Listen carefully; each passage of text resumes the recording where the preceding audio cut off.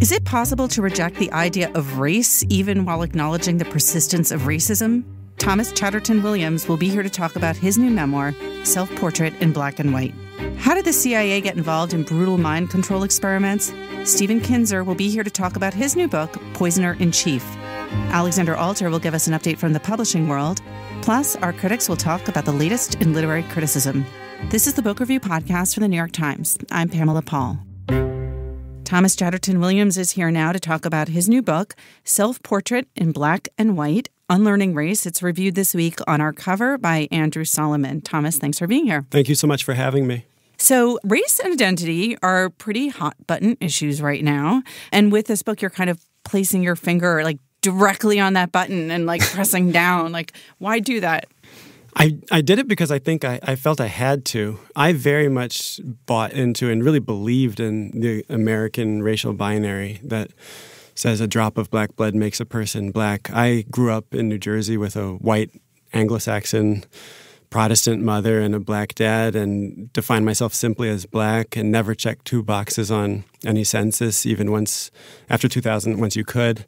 And I even wrote, in retrospect, a kind of, I think, glib op-ed in the New York Times the year before my daughter was born in 2012, arguing that my kids would be black, period. And then it was really in 2013, my daughter Marlo's birth in Paris, that really made me rethink the way we box each other into categories. And it made me wonder what it means if I'm a black person that can have a blonde-haired, blue-eyed, white-skinned daughter. What does blackness mean? What does whiteness mean if she can be 20% sub-Saharan African? So I wrote the book because my belief in the racial fiction kind of fell apart in that hospital room. So it happened right there. You hadn't really even been questioning it until that moment. I had gone into the hospital room really believing that my daughter would be mixed, but she would be black. And the reality of her appearance, her head popped out with blonde hair. It's tête d'oreille. Yeah, the doctor screamed. And I just held my baby. I loved my baby. And I realized that I'd have to find a new language for my baby. And what about your wife, who's white and French? Where did she stand on this?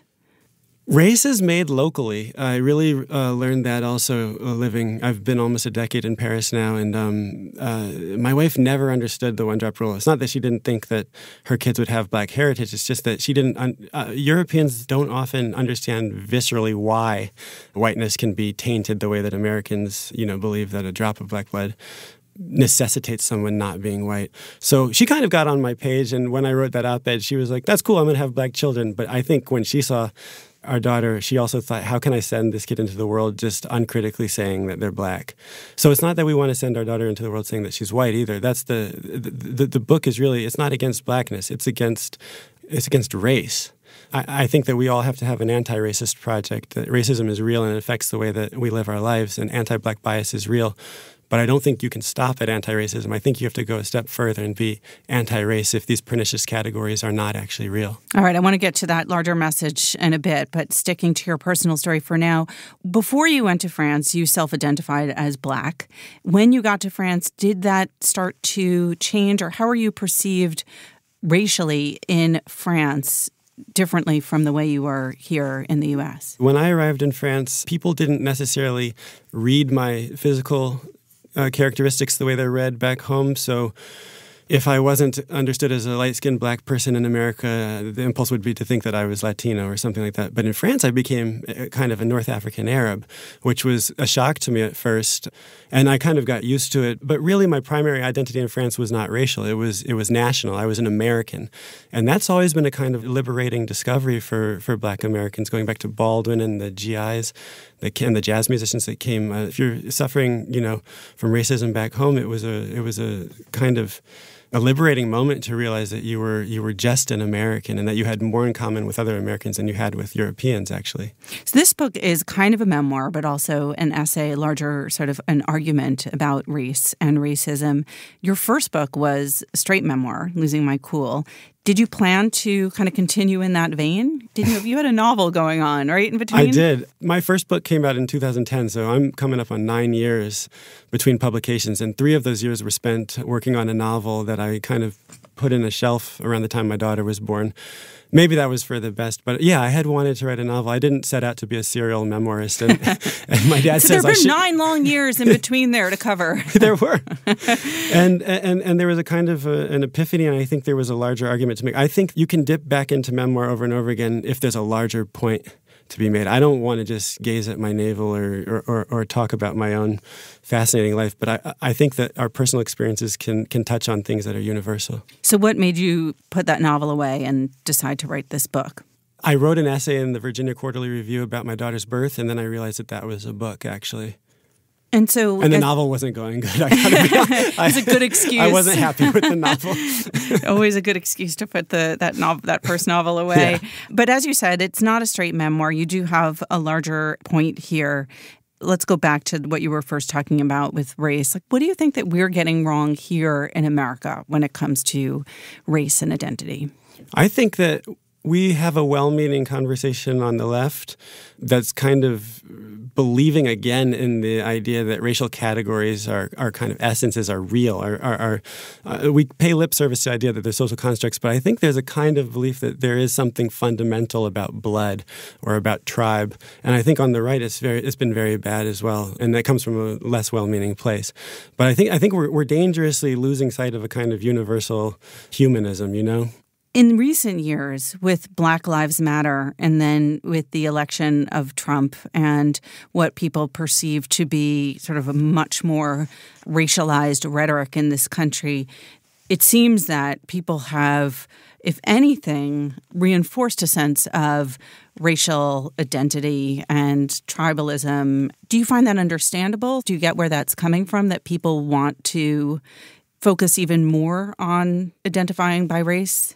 I do. I think that one group's tribalism strengthens tribal feelings in another group, and it becomes a kind of zero-sum game. Like the sort of identity politics can be picked up and used by anyone.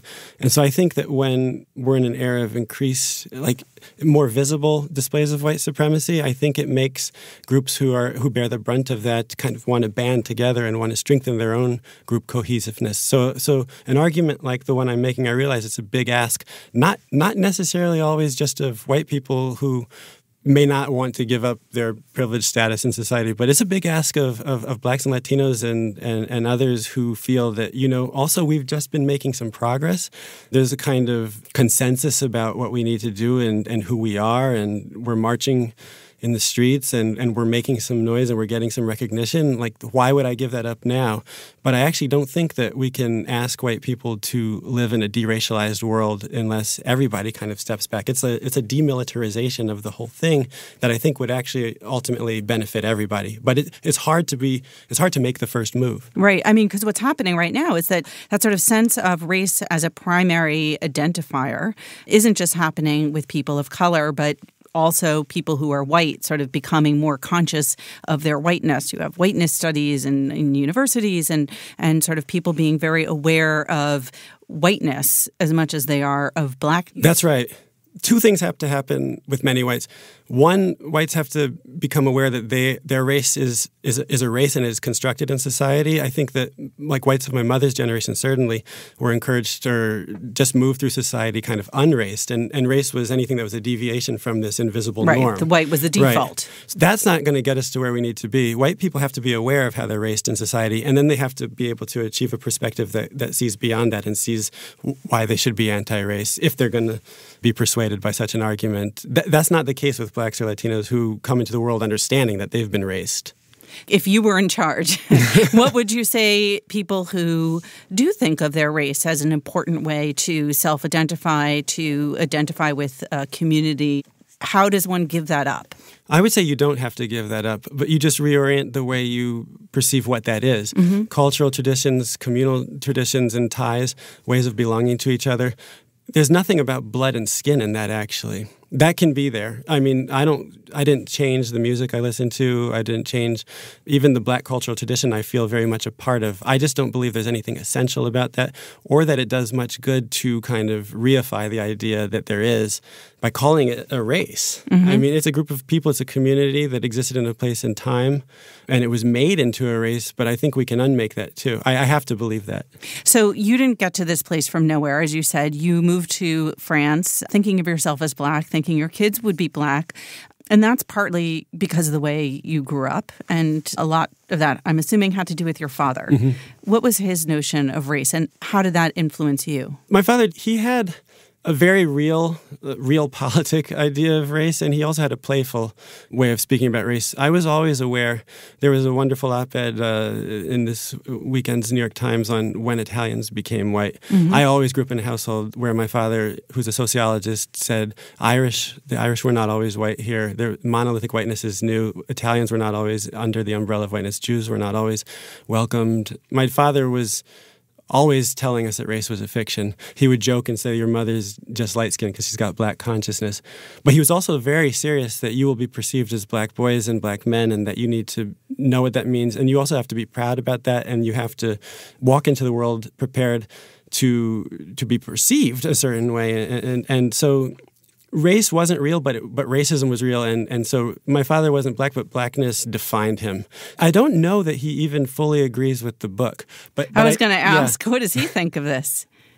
I think he thinks that I am correct, but I think that my father cannot step out of race. He's 82 years old. He grew up in the segregated South under Jim Crow, and he has been raced in his life. But I think when he looks at his grandchildren, that there's an optimism that he has that maybe it will be different. And it's not going to be different because he wants his grandchildren to be white or he believes they're white.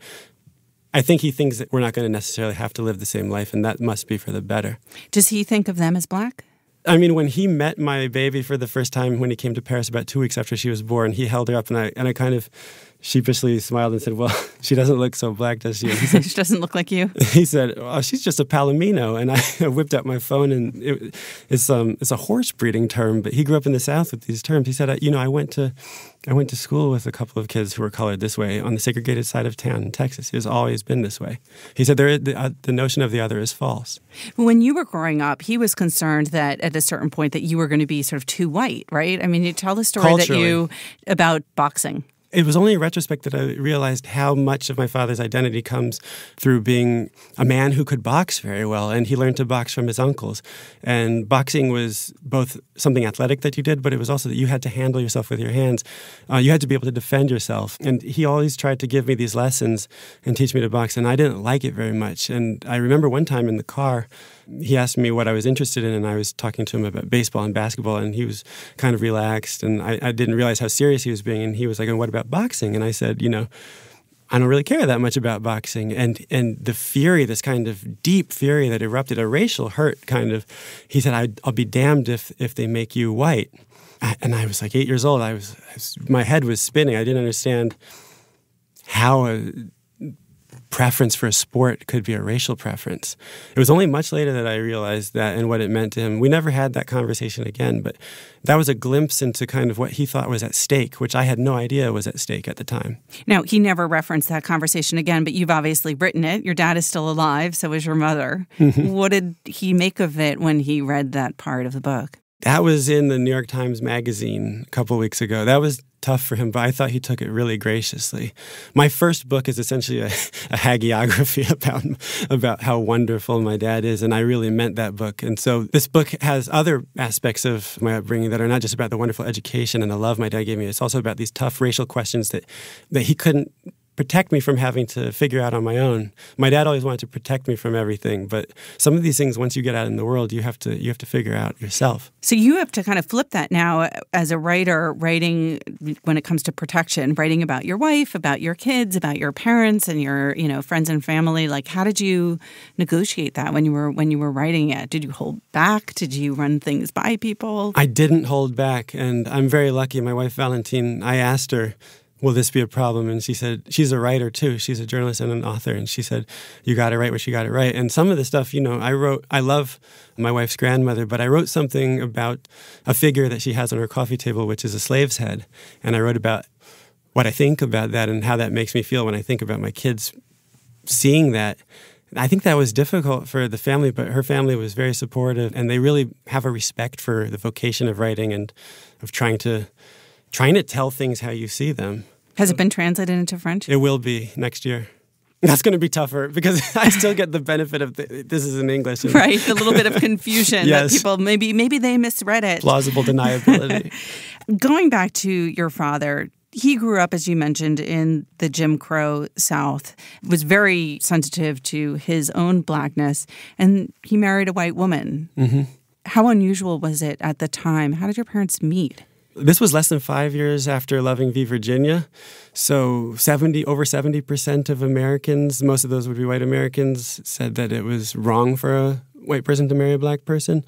It was not so common in their social circle, but they met in San Diego. My father was the director of a Lyndon Johnson Great Society program, War on Poverty initiative. My mother was the young head of a local chapter of that, and my father came and gave a talk, and my mother introduced herself to him and said she believed in his vision, would love to do anything she could, and I think he probably said something like, let's get some dinner. But my father was wary about turning their relationship romantic at first because he's 9 years older than her, and he realized that she was going to have some real problems with her family and with her church. And he was also worried about, what it would mean professionally for him. And so it wasn't until he moved a few years later to Los Angeles and my mother followed that they felt they could live freely. Los Angeles was a bit of a different place in the 1970s than even the East Coast would have been. And then when you were growing up in New Jersey, how unusual was it for you to grow up with parents of different races? So even when I was born in the 80s, I remember very well being a small kid and walking into Red Lobster with my family, and the room would go silent. I mean, it's hard to believe now. That was in Scotch Plains, New Jersey. That's commuting distance to Manhattan. But we would get stared at, and sometimes the stares were rather hostile or unseemly. So I was always aware that we were different. Whites really looked at us when we walked in restaurants, but blacks could too. Did you think about that when you were falling in love with and proposing and marrying a white woman yourself? It was so much easier. My parents worried about, when we were getting married, my parents worried about how two freelance writers would pay for health care and things like this. I mean, when I think about what my parents went through, a lot has changed. We're not in a perfect world at all, but my father couldn't talk to my mother's father. My mother basically lost her relationship with her father. It was such an extreme thing. I didn't even ask, when I told my wife's father that we were engaged, he just jumped up and hugged me and ordered a bottle of champagne. I mean, things changed so much. Racism obviously exists everywhere in France as much as it does here, but in what ways is it different in France? France is not a perfect society. There's racism and there's intense, I would call kind of xenophobia against people and even people that come from former colonies. Yeah, I was going to say, to be mistaken for a North African in France is... It's not always a compliment. Right. But at the same time, race really is made locally. And so it's different to be even a dark-skinned black American in France than it is to be somebody who comes from a former colony. There's a kind of French love of America and of black American culture. So James Baldwin was one of the first writers I ever read on this. But, you realize when you get to France that somebody else is occupying the position that you occupied back home, but it's not you. And so you have a crisis of conscience that someone else, there is racism, but it's not directed at you. Your presence doesn't implicate French society the way your presence does back home, or that the Algerians' presence does in France. What do you mean by that phrase, race is made locally? America is a very particular place. And like Brazil, which had an even larger proportion of slaves in their society, makes race almost the exact opposite. A drop of white blood in Brazil makes you not black. Mm-hmm. There are many different ways to do this thing. Oftentimes there's an anti-black basis for it, but it's not always the same. And oftentimes other things come into play: religion, national origin, class. France is a much more class stratified society than America can be. I think one concept that's hard for people to kind of understand is the idea that there can be racism, but that there shouldn't be an idea of race. Can you explain that? One of the books that made the biggest impression on me is called Racecraft, The Soul of American Inequality by Barbara and Karen Fields. These are two black sisters who are academics, and they make the point that racism is the father of race, not the other way around. Racism doesn't come from the existence of races. It creates race. You had to have a system. When you're exploiting a group of people as black slaves were exploited in America, in a nation that was founded on the concept of liberty for all, and equality for all, you have to have a very strong ideology that justifies such naked exploitation that everybody with eyes can see.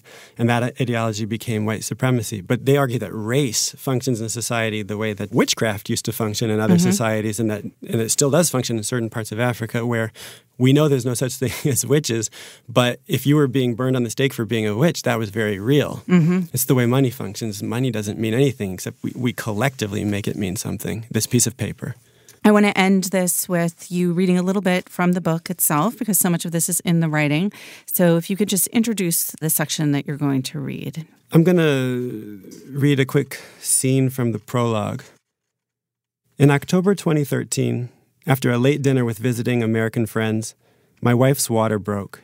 In a daze of elation, Valentine and I did what we'd planned for weeks and woke her sister's boyfriend, Steve, who gamely drove us from our apartment in the northern 9th arrondissement of Paris to the Maternité, all the way on the city's southern edge. At 2 a.m, we had the streets practically to ourselves, and the route Steve took, down the hill from our apartment, beneath the greened copper and gold of the Opera House, and through the splendor of the Louvre's courtyard, with its pyramids of glass and meticulous gardens, over the Seine, with Notre Dame rising in the distance on one side, and the Grand Palais and the Eiffel Tower shimmering on the other, and down the wide, leafy Boulevard Saint-Germain and Raspail, into Montparnasse, through that neon intersection of cafes, right from the pages of A Movable Feast, was unspeakably gorgeous. I am not permanently awake to Paris's beauty, or even its strangeness, but that night, watching the city flit by my window, it did strike me that such a place, both glorious and fundamentally not mine, would be my daughter's hometown. Another 24 hours elapsed before Marlowe arrived. When Valentine finally went into labor, even I was delirious with fatigue, sustained by raw emotion alone, and thinking incoherently at best. On the 4th or 5th push, I caught a snippet of the doctor's rapid-fire French. Something, something, something, tête d'oreille. It took my sluggish mind a moment to register and sort the sounds. And then it hit me that she was looking at my daughter's head and reporting back that it was blonde. The rest is the usual blur. I caught sight of a tray of placenta, heard a brand new scream, and almost fainted. The nurses whisked away my child. The doctor saw to my wife. And I was left to wander that empty corridor until I found the men's room, where I shut myself and wept like all the other newborns on the floor. I mean newborn literally, along with the litany of universal realizations, of new and daunting responsibilities, of advancing age. I was aware too, however vaguely, that whatever personal identity I had previously inhabited, I had now crossed into something new and different. When finally I'd washed my face and returned to meet my child, she was having amniotic fluid vacuumed out of her stomach. I sat beside my wife and helplessly watched our baby struggle into existence. Once she was calm and safe, the nurse passed her to us, and she squinted open a pair of inky blue irises that I knew, even then, would lighten considerably, but never turn brown. For this precious being grasping for milk and breath, I felt the first throb of what has been, every minute since then, the sincerest love I know. And I also felt, if I'm honest, something akin to the fear of death electrify me to the core. "What have you done?" the voice of my superego or something far stricter demanded from some distant region of my mind, well beyond conscious control. "What have you done?" I willed it to silence. An hour or so later, when Valentine and the baby were asleep for the night, I fell back into a taxi, my own brown eyes absent-mindedly retracing that beautiful and quasi-foreign route. That was Thomas Chatterton Williams reading from his new book, Self-Portrait in Black and White. Thomas, thanks for being here. Thank you so much for having me.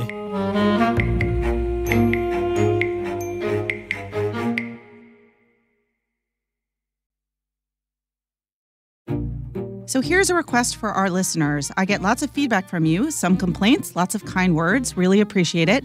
You can always reach me directly at books@nytimes.com. I will write back. But you can also, if you feel moved to do so, review us on any platform where you download the podcast, whether that's iTunes or Stitcher or Google Play or somewhere else.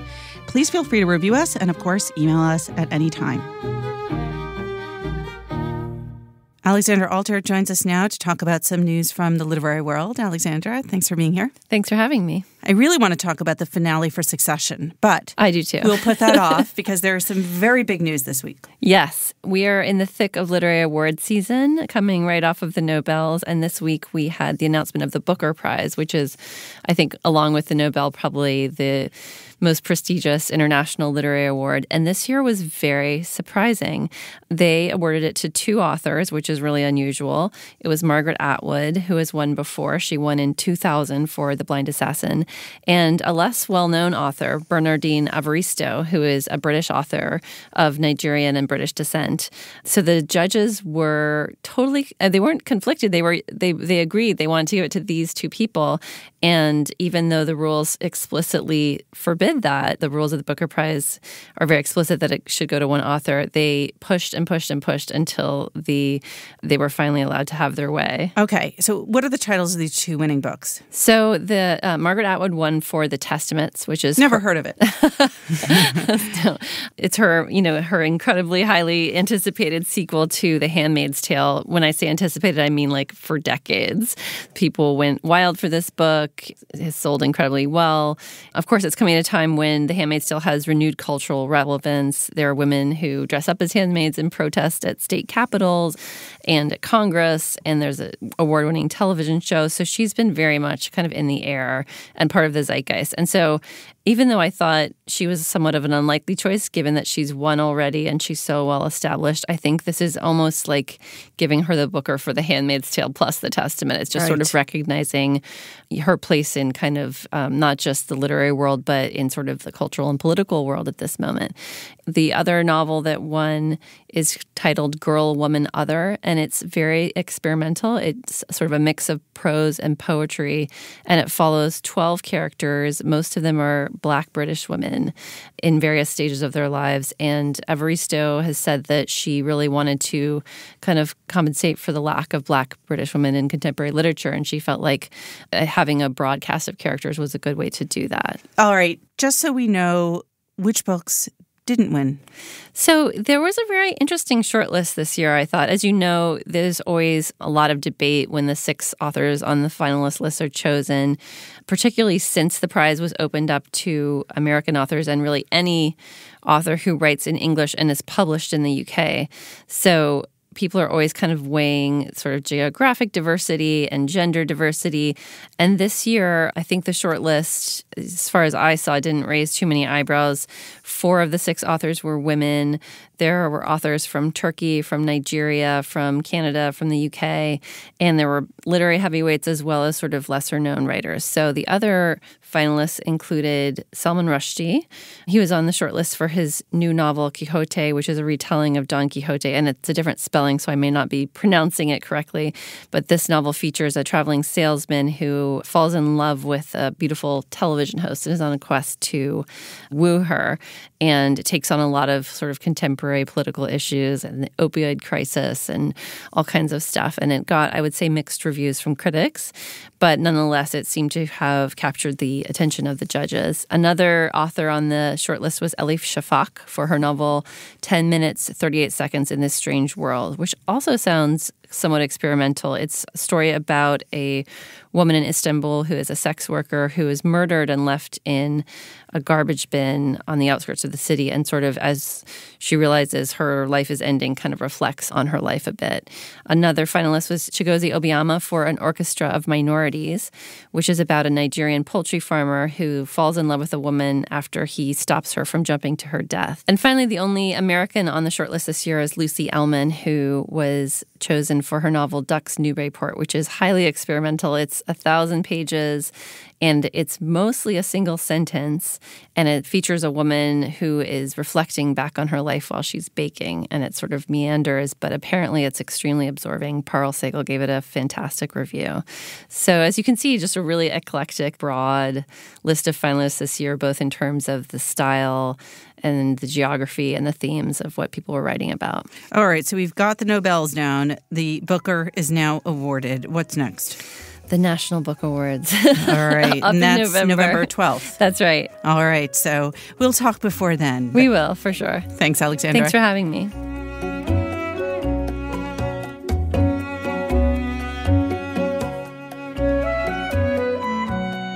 Stephen Kinzer joins us from Boston. He is the author of 10 books. His most recent book, Poisoner-in-Chief, Sidney Gottlieb and the CIA Search for Mind Control.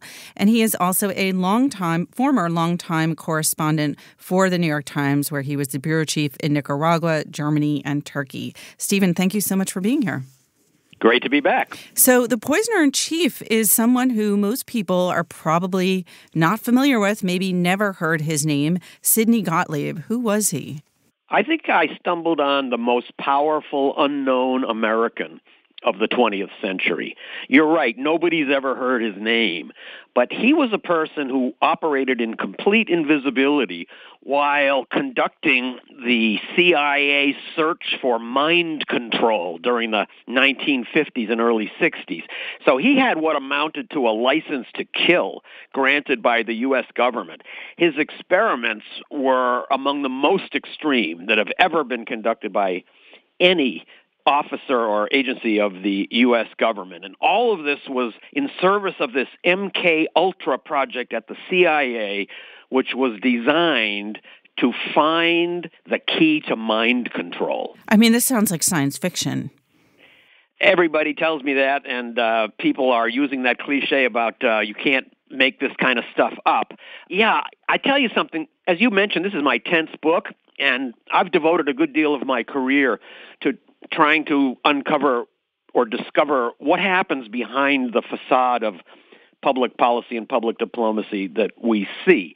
Over the course of all these years, I've discovered a lot of things that are surprising, and they may have shocked some people, but this is the first time I have been shocked. I still can't get over it. I cannot believe that this MK Ultra project existed, and I can't believe what this guy Sidney Gottlieb was and what he did. Well, it's hard to shock a journalist, so let's get into that. Let's start with Sidney Gottlieb. He was a chemist. How did he get into the CIA? Gottlieb was hired by the CIA in 1951 as Alan Dulles, the soon-to-become director of the CIA, was fascinated with this idea that the Soviets or communists had discovered the key to mind control, which was actually not true, and that therefore the CIA needed to launch a crash program to do the same thing. Dulles named it MK Ultra for a good reason. He believed that if the CIA could find the key to mind control, the reward would be nothing less than global mastery. So he made Gottlieb the chief of a program that was essentially independent within the CIA. As he went out and as Gottlieb went out and carried out these extreme experiments around the world, Dulles and the few other people at the CIA who understood what he was doing essentially exercised no control over him. They didn't want to know what he was doing. I think this is obedience not only to CIA culture, but culture of secret services in general. When you know that somebody is doing something that's awful and bloody, instead of wanting to control them and know more, it's the opposite. You want to know less. You don't want them to tell you. So as a result of this, Gottlieb was able to take MK Ultra to bizarre extremes. And although he destroyed most of the records as he was leaving the CIA, I've tried to piece together as best I can the amazing story of this project and this unusual chemist. So this had origins in some really unsavory experiments that were done during World War II. You said this started in 1951, but the Nazis and Japanese military had been delving into this area, right? Gottlieb had a real scientist's mentality, so he used that when he set out to shape his mind control project. His first conclusion was that before you could find a way to insert a new mind into somebody's brain, you first had to blast away the mind that was in there. Mm-hmm. And that was the purpose of all of these experiments that he spent 10 years doing, to find a way to destroy a human mind and a human spirit and a human body. The next scientific observation that he made was that, like any good researcher, he wants to build on the research that already exists. So he looked around and asked himself, who already knows a lot about how to destroy human minds and bodies? The obvious answer was Nazi doctors. So sure enough, MK Ultra actually not only drew on the experience of Nazi doctors in concentration camps, but hired them. One of the CIA collaborators in MK Ultra was a doctor named Kurt Blome, who had been the head of the Nazi biowarfare program. He was on trial at Nuremberg, but the CIA got to the judges, who were all American military officers, and essentially told them, we don't want to hang Blome, we want to hire him. So the origins of these extreme experiments can be traced quite directly to what was going on in the concentration camps. And while I was researching this book, I found in Germany what I think might be the first CIA secret detention center or secret prison. It's in a lovely chalet near Frankfurt. And the guy who now owns it, a young German businessman, took me through.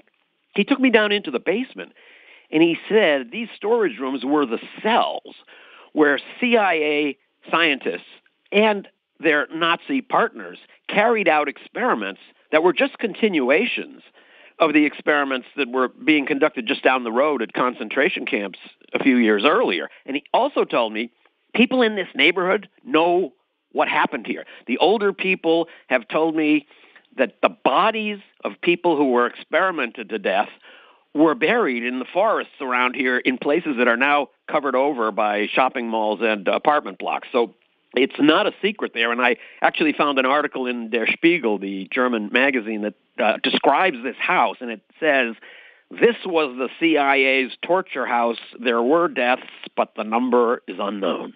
Okay, there's a lot of really, really disturbing, creepy stuff in there. Torture deaths. I mean, was that part of this idea of destroying the old mind? I mean, how do you destroy an old mind?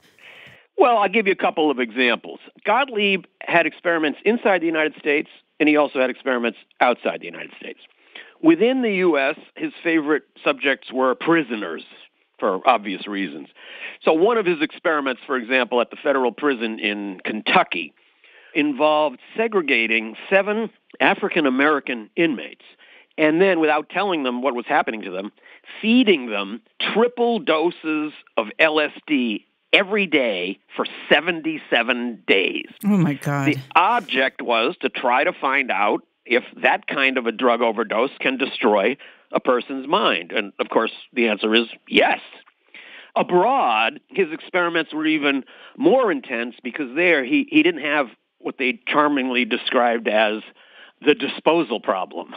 The subjects in the experiments in Europe and East Asia were called expendables. So these were either captured suspected enemy agents or refugees who were not connected to anybody and wouldn't be missed if they disappeared. In East Asia, many of the expendables were North Korean prisoners of war. So for an example, an experiment was carried out, I believe, in this same safe house that I discovered outside of Frankfurt, in which the subjects were placed in a deep coma with overdoses of barbiturates. Then, after a long period in the coma, they were suddenly injected with overdoses of amphetamines so that they would become hyperactive. While they were in the transition phase from coma to hyperactivity, they were given massive doses of electroshock to see if this could be the moment at which you could blow away a person's mind. So all of these torturous experiments were aimed at serving this principle Gottlieb had developed, that before I can find the key to mind control, I have to find out how to destroy a mind. That was the basis that led him to design all these bizarre experiments that caused an unknown number of deaths. He was a chemist. I mean, did he have any background in human biology? Were there medical professionals who were working on this, overseeing it? There's a remarkable lack of professionalism in the whole MKUltra program. Many of these people had no background in psychology or human biology, didn't speak foreign languages. So it really was a scientific project only in name. It's remarkable how little supervision Gottlieb had. The few people at the CIA who knew what Gottlieb was doing didn't want to pursue it. They knew that blood was being spilled, probably that people were dying, and for that very reason, didn't want to know anything. Therefore, Gottlieb was essentially out on his own. So this started in 1951. How long did it go on for? Gottlieb spent 10 years conducting these experiments, and at the very end, as a scientist, he concluded that essentially two things. First of all, yes, with the right combination of drugs and sensory deprivation and electroshock and other techniques, it is possible to destroy a human mind.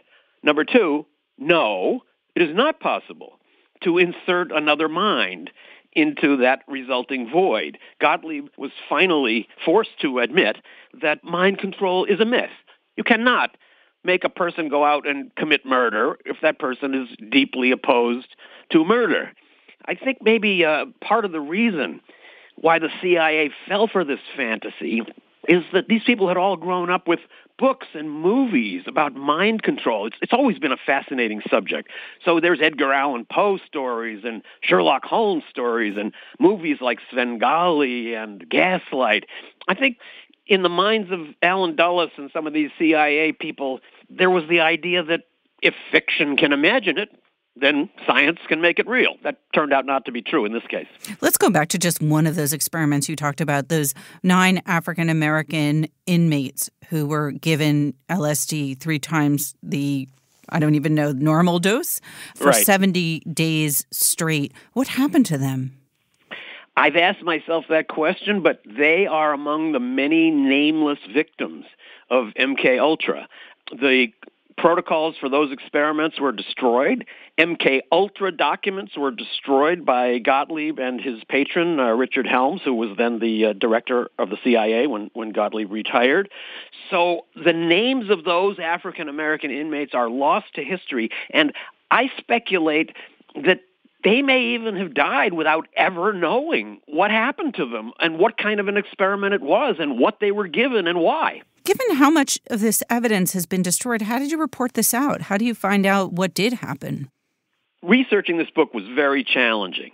Essentially, I've written the biography of a person who wasn't there, a guy who essentially didn't exist. Even at the CIA, very few people had the slightest idea of what he was doing beyond that he was sort of involved with LSD and other drugs. So I've had to piece it together from a variety of sources. First, although Gottlieb thought he had destroyed all of the MKUltra documents, years later it turned out that there was a set of financial records and expense accounts reports from MKUltra operatives. This is helpful in reconstructing what some of his 149 sub-projects were. In addition, some of the victims have come forward now after slowly realizing that this must have been what happened to them. One of his operatives very indiscreetly kept a diary, which turned up a while ago in some obscure community college in California. I also found a cache of letters from his wife. So the wife was a daughter of a missionary, and the father, to whom she had written many letters, donated his papers to the Presbyterian Archive, which is in Philadelphia. So I went out there and through that was able to reconstruct a little bit of his private life. And I conducted a number of interviews with anybody I could find, including a few people I discovered who had some contact with Gottlieb personally. That side of his story is equally fascinating because he's not the full 100% monster that he sounds like. Actually, Sidney Gottlieb considered himself a very spiritual humanist. He lived in an eco cabin in the Virginia woods. He meditated with candles. He studied Buddhism. He grew his own vegetables. He got up before dawn to milk his goats. He considered himself a truly compassionate person, and he really had the Jekyll and Hyde thing going in a big way. So he does these experiments for 10 years. In 1961, comes to the conclusion that basically this is not the future for the CIA. Does he shut down the program? Does someone else? And what becomes of him after that program is terminated, after MK Ultra is shut down? MK Ultra petered out. It didn't have a firm ending, but projects were not renewed, and by the early 1960s, it more or less had disappeared, although some of the experiments were carried out under projects with different names. But Gottlieb was hardly finished with his CIA career. He went on to other glories. In the spring of 1960, President Eisenhower ordered the assassination of Fidel Castro. He said he wanted Castro sawed off. And it was logical that since Gottlieb was the chief chemist at the CIA, he would be the person that the agency would turn to make the poisons. And that's where I get the title of my book, Poisoner in Chief. That's what Gottlieb became. He made the poison cigars that were supposed to be passed to Castro. When those couldn't be passed to Castro, Gottlieb was asked to make packets of L pills. So I've learned a whole lingo as I've been writing this book. L stands for lethal. So these are pills that will kill you. And sure enough, he made some packages of those, and they made their way to Cuba, but not into Castro's drinks. Gottlieb even made a wetsuit, which was supposed to be given to Castro as a gift, and it was poisoned with a lethal fungus so that inside it would eat away at Castro's skin and kill him. So none of those obviously worked. Later that summer in 1960, Eisenhower ordered the assassination of another foreign leader, Patrice Lumumba, the prime minister of the Congo.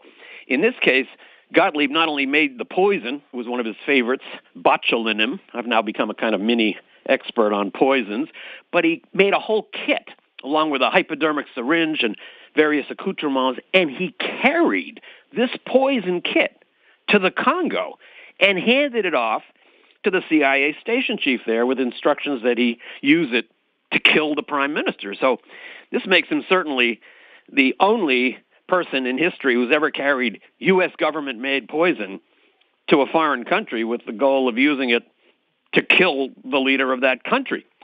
At the end of his career, Gottlieb went on to become the chief of what was then called the Technical Services Staff, where he supervised the 450 technicians who made all the tools and the toys and the gadgets that spies use. So if you remember in James Bond books and movies, there was this character named Q who made all the toys for Bond. Right. That was what Sidney Gottlieb was. He served 7 years at that position and retired, much celebrated for the originality he had used in crafting devices for spies, and little known for what had happened in the obscure MK Ultra years. Was he ever held accountable? Gottlieb, after he retired from the CIA, decided he wanted to go on to become the Sidney Gottlieb he always thought he was, the wonderfully loving humanist. And so he and his wife, who was also a kind of spiritual seeker, sold everything they owned, including their cabin in the woods, and they got on a freighter and went off for what they hoped would be a lifetime of helping the poorest and most miserable, suffering people in the world. They were working at a hospital for leprosy patients in India when, in the summer of 1975, Gottlieb received a most unwelcome message from the general counsel of the CIA, which effectively told him, "We have bad news for you. Somebody has figured out that you exist, and they want to talk to you." That somebody was the Church Committee, which was investigating CIA misdeeds back in Washington. So Gottlieb did have to come back home and appear twice in front of congressional investigators. He was allowed to testify in a private room so people didn't see him, and the senators didn't know the right questions to ask him. They didn't know much of anything that is in my book. They focused on his role in the assassination plots, in which he essentially functioned only as a pharmacist and never came close to the heart of his mystery. Then Later on in life, Gottlieb got a degree in speech therapy, so he could counsel children who stuttered as he did. He became a community activist out in Virginia and volunteered at the hospice and did all these humane things. Nonetheless, as I point out at the end of my book, people who knew him during this period say that he was obviously very troubled. One person told me he was riddled with guilt. If he were Catholic, he would have gone to a monastery. He was a destroyed man. And sure enough, people who slowly came to realize that they might have been Gottlieb's victims began pursuing him, including in court. And after almost 20 years working its way through the court systems, one of these cases involving a guy that Gottlieb had apparently poisoned back in the early 1950s was about to come to trial at the beginning of 1999. And just as the trial was about to begin, Gottlieb died. I've been in touch now with the lawyer who pursued that case for 20 years, and he told me he's sure Gottlieb committed suicide. And other people around him also suspect this. Gottlieb did not want to be the instrument through which all of this was going to become public. He would have had to testify under oath, not just about this one case, but about everything that he had done. And so in his later years, he was quite worn down, and I think felt he had had enough. Did you feel like you had enough after working on this book? I really have not recovered from what I learned in writing this book. I'm still shaken by it. I'm still trying to come to grips with it. It is the most extreme story I've ever come across in the United States. I've never seen or heard of anything like it, and I'm still trying to comprehend how and why this could have happened. My book is an effort to do that, but I think maybe one of my favorite lines in the book comes at the end, where I write, everything in this book is true, but not everything that's true is in this book. I'm painfully aware that I've only discovered a portion of what Sidney Gottlieb did and what MK Ultra was. And I think this may stand as just about the final word unless there's more out there, and I'm still hoping there is. All right. Well, there is plenty in here to disturb and fascinate, a real dark chapter in history. Stephen, thank you so much for being here. Thank you. Stephen Kinzer's new book is called Poisoner in Chief, Sidney Gottlieb and the CIA Search for Mind Control.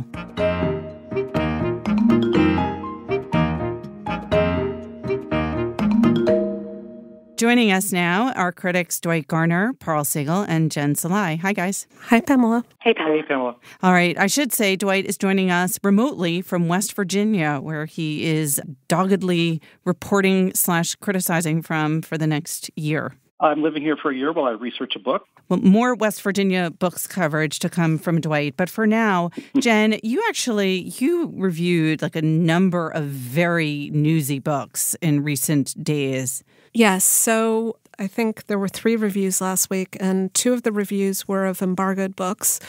The most recent one, and the one that I guess, the book that a lot of people are talking about right now, is Catch and Kill by Ronan Farrow. And Ronan Farrow, as I'm sure a number of listeners know, is the journalist who wrote about Harvey Weinstein for The New Yorker and about the numerous sexual assault and harassment allegations against Harvey Weinstein. And his story appeared in The New Yorker a few days after a story appeared in The Times by Megan Twohey and Jodi Kantor, who themselves have come out with a book recently called She Said. And so Farrow's book is similar to Jodi and Megan's book in the sense that it's really about how he came to the story and how he reported it, and also the obstacles that he faced while reporting it. One of the main obstacles was that Harvey Weinstein obviously didn't want the story reported, so he hired some private intelligence firms, including one called Black Cube, to essentially compile dossiers and surveil journalists to see what they were finding.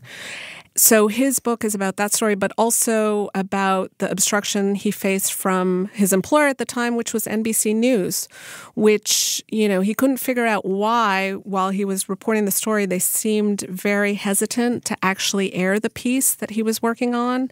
And so he eventually took the story to the New Yorker, which is where it was published. And this book has a lot of information about NBC News and why the network perhaps didn't want the story to come out. And so it's a very sort of labyrinthine, thriller-like book. Can I ask a question, which I feel like, a lot of the coverage has been around, for obvious reasons, the NBC News angle and sort of the reporting. But to what extent does he write personally about his own family history and how that has perhaps informed his approach to this work as a reporter? Yes, it's a significant part in the book in the sense that it keeps coming up, which is that his adopted sister, Dylan Farrow, has alleged for a very long time that their father, Woody Allen, sexually abused her when she was a child.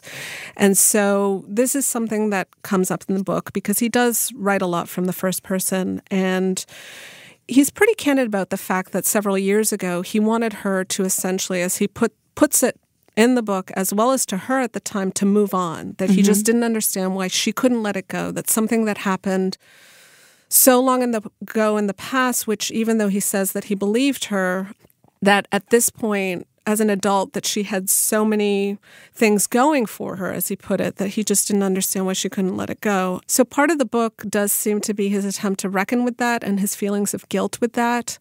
And also, he does talk to her. He's about to go on a big interview with one of the accusers of Weinstein. And, he asks for her advice, and she basically tells him, I know what it's like not to be believed. So if you do decide to pursue this, this is a big deal if you're going to talk to somebody and get them to talk to you about their story, talk to you on the record about their story, which is what he was trying to do.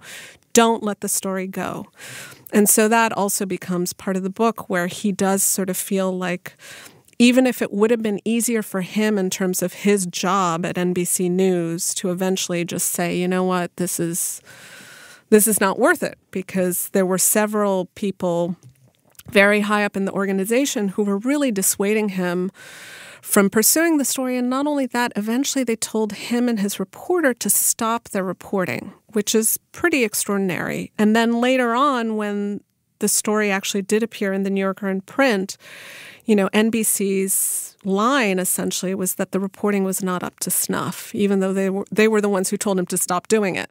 There's a story of Weinstein, obviously, but there's also the more sort of personal angle, his relationship with his sister, the family history, as well as his role as a journalist and his attempt to figure this out. Also the strain that it put in his relationship with his partner, John Lovett. I mean, all of that is in there. So it's a really, it's a really interesting book. You didn't have the feeling reading it of like, I already knew all of this. No, I mean, the Harvey Weinstein stuff, a lot of that is known. A lot of it is known because of Jody and Meghan, as well as because of Farrow's reporting beforehand. But what he also does reveal, I think, is, some details of what was going on at NBC News, including more information about what was happening with Matt Lauer, which is something that's been in the news recently since word about the book has leaked. So he really goes into detail about stuff that hasn't been revealed before. And he also, he talks about something which I'm surprised I haven't seen more people talk about since these news stories about the book have come out, which is that Weinstein thought that, originally there was a tape that was taken during a police sting by a Filipina-Italian model named Ambra Gutierrez. And it was a recording that actually was featured in the New Yorker story. And it's a tape where Harvey Weinstein admits to trying to grope her, admits to groping other women because he's used to it, he says. And, in the book, Farrow has a contact at the DA's office and he tries to find this tape. And his contact says, actually, it's really weird. We should have the tape. I see it referenced in the files, but I can't find it. And so as it becomes clear as he works on this story and he starts doing these fact-checking phone calls with Weinstein, which is also fascinating while the story is closing at the New Yorker, Weinstein keeps insisting to Farrow that the tape was destroyed because of a deal that his lawyers had made with the DA. So just the fact that he thought that this piece of evidence was destroyed is kind of an extraordinary reveal, I think. All right. I want to segue there to another book review that you wrote this week about two books, also highly secret information on Cambridge Analytica. What are the two books? So the two books, one, I can't say the whole title, but it's called Mind, and then it's F***CK by Christopher Wiley, and the other is called Targeted by Brittany Kinzer. And both authors call themselves whistleblowers. Wiley says that Kinzer is not a true whistleblower, so this was sort of a weird experience reviewing these two books together because they essentially cast aspersions on each other. But both of them worked at Cambridge Analytica. They didn't overlap in their employment there, but they both essentially reveal how the place worked, what the MO of the place was, how it operated, the sort of relationships that Cambridge Analytica had with Steve Bannon, the role that it played in their view, getting Trump elected, helping Brexit happen. But at the same time, it's also interesting to see how these two whistleblowers present themselves. And, Wiley is actually pretty candid, and he doesn't really try to make himself sound that great. He does say he was a liberal, and so it was sort of surprising that he found himself working at this firm, but at the same time, it was clear that he found the work intellectually interesting. Whereas Kinzer also says that she was a liberal before working for Cambridge Analytica, still is, and is still a human rights activist, and that she just sort of got sucked into this business because they offered her a lot of money, and her family was in dire financial straits. It was sort of strange to review these two books together, but also kind of illuminating because in a way you sort of get this weird, rounded portrait of what was perhaps happening there. Jen, I'm wondering, are there any stresses reviewing these kind of books with thinking about what the Times has reported about certain topics versus what the writers of these books have reported? I will say with the Cambridge Analytica books, partly because, there was not only so much news, but also just the way that the firm operated was pretty opaque. And so, I did try as much as possible to square whatever I was stating as fact and what they were stating as fact with what I could find in the written record. So that was definitely part of it. I found it especially tricky, I will say, with Kinzer's book because a lot of the reporting before she revealed herself to be a whistleblower, there was some reporting in The Guardian that highlighted the possible role that she played in certain, situations that sounded pretty unsavory in terms of what Cambridge Analytica was doing. And so trying to sort of square what she was saying with what was actually reported, that was something that I felt that I had to be careful about. It is true that in the space of 1,000 words, you can't go into too much detail, but you want to have enough detail so that it's, that there's something, you can ground something in it. But yeah, you can't really get into some of the he said, she said too much because it becomes too complicated. I'm a little curious. You reviewed another whistleblower book not so long ago, the Edward Snowden book, Permanent Record. Right. And that one you said was co-written or ghostwritten by the novelist Josh Cohen? Yes. And so I'm wondering, as you're reviewing these books, how much, as you're reviewing them or as you're reading them, how much does prose matter? How much does style matter in your reckoning? It's an interesting question. I think of it often in the context of all the nonfiction books because, a lot of them, even if they're not ghostwritten, the main thing that they say that they're doing is that they're trying to sort of give you information. Prose does matter. I feel like that was part of the reason I think I was irritated by the Kinzer book because I did feel like her evasiveness showed up in the prose, and you could tell because not only was she not necessarily revealing certain things, but some of the cliches she was using just really felt really glaring to me. And so I think that does come out, and I wanted to be attuned to that. But it really depends on the context. And I thought the Snowden book, we talked about it, I think, last time. I thought that the Snowden book was well written, and it was written by a novelist who knows what he's doing as a novelist. So that is something that comes up. But at the same time, I want to also balance it with whatever information or news that the book is imparting. I want to talk quickly about the third review that you wrote this week, because it sounds to me like that actually also kind of fit that well-written, well-told. It was really well-written, yes. Tell us about Antisocial. So it's Antisocial by Andrew Marantz, who's a staff writer for The New Yorker. And before Trump was elected president in 2016, Marantz had already started reporting on members of the alt-right, right-wing trolls online, people who wanted Trump to win. And so I think essentially what happened after Trump won the election is Marantz just continued reporting and spending time with these people, I think trying to really understand not only where they were coming from and what their motivations are, but also trying to understand how they had somehow acquired so much influence in terms of our conversation, in terms of politics. So, the book is, again, it's one of those combination stories similar to what I was saying about the Pharaoh book, where it's a portrait of these people or various portraits of these people, but also his own experience as a reporter, trying to understand also the system that he's coming from as somebody who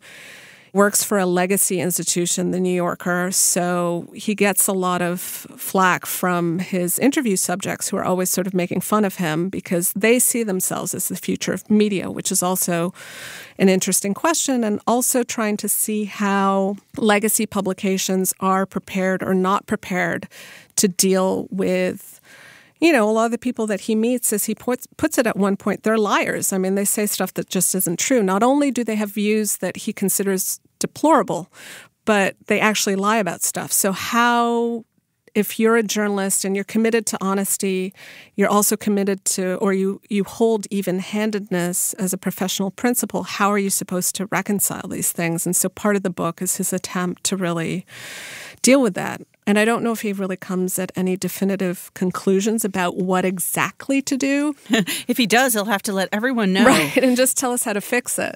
But the book is really fascinating, and he has a sense of humor about it, too, to the extent that he can, considering, the gravity of the subject. And he doesn't want to make light necessarily of people who are saying horrible things, but at the same time, he does have a sense of humor with what's going on and his sort of weird, surreal interactions with these people. All right, can we take sense of humor as a segue, given the serious nature of these books? Anything funny in the book that you reviewed, Paul? Nope. Sorry. You're not going to help. Nothing funny, but I mean, there are some weird threads as Jen was talking. So I reviewed the new Deborah Levy book with the terrifically ironic title, The Man Who Saw Everything. And it's a story of, in many ways, ideas of whistleblowing and surveillance and secrets, but it's about the sort of secrets we keep from ourselves in that great sort of novelistic tradition, right? What do we not see about our own lives? What do we not see about the harms we cause? And Deborah Levy is one of my huge blind spots. I'd never read her until this book. I'd read Dwight's reviews and sort of read about her, and I'd always had that feeling that, when I read her, I'm going to love her. This reputation for this elliptical novels that are very interested in questions of women and identity and gender, and this sort of very tart prose style I'd heard. And so I sat down and I read this book, and then I think, as most people do who read Levy, I read everything else, and you can read it all in a day or two. These really slender, witty novels they tuck in a lot of philosophy, they tuck in a lot of questions of ethics, but in these really intricate plots. And this particular book, The Man Who Saw Everything, it's about a man who gets hit by a car walking across the street in the 80s, and he's on his way to East Germany to do some research, and he goes and he falls in love, and then he starts to experience these odd premonitions from the future. He starts to know that the wall is going to come down, and he knows the exact date. He starts to imagine photographs artists are going to take. He feels a breeze coming and says, this came from America, this came from my future, here I was. And so the novel gradually sort of assumes this more dreamlike structure. In the second half of the book, he has another accident, and a lot of the reasons for this sort of these ghostly premonitions are explained. But as I said in my review, the real achievement of the book doesn't feel like it's not about the reveal. It's not about how does this writer make this sort of supernatural plot make sense. It really is, the achievement really is in this creation of a consciousness that she creates about this man who, as we know, this man who supposedly saw everything, who in fact, as we discover, sees nothing. So what does it mean to live your life as we all do, harming people, doing all sorts of things that we wouldn't agree with should we see them written out on a page, and to know and not know them? And it's a novel that plays with a lot of ideas from Freud, a lot of ideas from Heidegger. She always does. But it's in this incredibly effortless, enigmatic kind of plot. And, I think for a lot of us, we read these books and we can be impressed by a book one week and it doesn't really linger with us because we are moving on to the next one so swiftly. This book, ever since I read it, every day I think about it. I think about it while walking the dog. I think about it. I'm constantly still trying to unravel, what she's saying and how she said it and the sort of broader ramifications of it. And I'm, hoping that everybody's going to read and review this book and that I can be in conversation with it for some time. It's really very original and really impressive. Did Levy have that same effect on you, Dwight? Oh, I loved it. It's funny. There was a time about 3 or 4 years ago where it felt like every woman in my life, and maybe a few men too, but specifically my wife and a lot of her friends and a few other people I knew, everyone was reading Deborah Levy. It was just this moment, it felt like to me. And I have sort of, observational and literary greed. I wanted to find out what was going on. And I, like Parle, I read them all really quickly because they're each they feel like they're 80 pages, probably a bit more than that. I've yet to read the new one. I can't wait to. But yeah, I agree with everything Parle just said. Yeah, and if you do start reading Levy, I recommend starting with the one that Dwight reviewed. I think it came out last year. It's part of her Living autobiography series, and it's called The Cost of Living, and it's just about a writer's life. It's about her divorce, and it's incredible. That one's on my shelf, looming over me. Dwight, what did you review this week? Jeanette Winterson has a new novel. It's called Frankenstein, not Frankenstein, but Frankisstein. Our readers will remember Jeanette Winterson is the English writer who became famous, I think, in 1985 for her somewhat autobiographical novel, Oranges Are Not the Only Fruit. And her other books include Sexing the Cherry and a very good memoir called Why Be Happy When You Can Be Normal. And I still think it's funny. I still think of Winterson as one of these sort of young punks of British lit. And she's 60 now. I mean, we're all getting older. And her new book is, like I said, called Frankenstein. And it's a bit of a stunt book. I mean, it's not a very good book that happens to be a really good book at the same time in the sense that it's a bit of a lark. It tells two mirrored stories. One's about Mary Shelley and the writing of Frankenstein. She's out there with her husband, Percy, and she's with Lord Byron, and they're doing their thing. The other half of the book is set sort of during the time of Brexit, and it's about this trans doctor. Winterson's always been interested in gender fluidity, who falls in love with this professor named Victor Stein, and there's a guy who makes sex robots in it, and it's all about humans and robots in much the same way, and sexuality, in much the same way that Ian McEwan's recent novel, Humans Like Us, was. And the nutty thing about this novel, I think that Winterson, and this book, by the way, has been longlisted for the Booker Prize. I think that she knew this was kind of a joke of a book, and she was in a corner, and she sort of, I say in my review, just sort of shot her way out of it. I mean, the book is really funny. It's very scattered, but it made me laugh on almost every page. It made me think, and she has a lot to say about, I don't know, the future of how we're going to reconcile ourselves with robots on sort of every level, from the human levels to all sorts of other levels. And she writes so well about sexuality. She's just kind of wild, and she has a kind of free-range mind that's very appealing, even if in the end this book is a bit, I don't think, for example, that when Winterson dies, hopefully it's many, many decades from now, this will be mentioned, with her major books. Yeah, it's really alive, and it's crazy, and I enjoyed it. Has her style changed, Dwight, over the years, or she remained pretty consistent? Well, I think of her as having many styles, I mean, she's such a different writer in the stuff she writes. I mean, Sexing the Cherry was so fable-like and so out of this world, and other stuff she writes is quite personal and direct. And so I feel like there are many Jeanette Wintersons in a way, and they're almost all pretty good. But some of her books are more larky, and this is the larky Winterson, which is not so bad. Yeah, larky feels good right now. So read Jen's books and then read the lark. That's right, and with the lark. Okay, Dwight, Jen, Parle, just run down the titles one more time. Jen? Antisocial by Andrew Morantz, Mind Blank by Christopher Wiley and Targeted by Brittany Kaiser, and Catch and Kill by Ronan Farrow. Parle? I reviewed The Man Who Saw Everything by Deborah Levy. And Dwight? I reviewed Frankenstein by Jeanette Winterson. All right. Thanks so much for being here. Thank you. Thanks, Pamela. Thanks, Pamela. Remember, there's more at nytimes.com/books. And you can always write to us at books@nytimes.com. I write back, not right away, but I do. The Book Review Podcast is produced by the great Pedro Rosado from Headstepper Media, with a major assist from my colleague John Williams. Thanks for listening. For the New York Times, I'm Pamela Paul.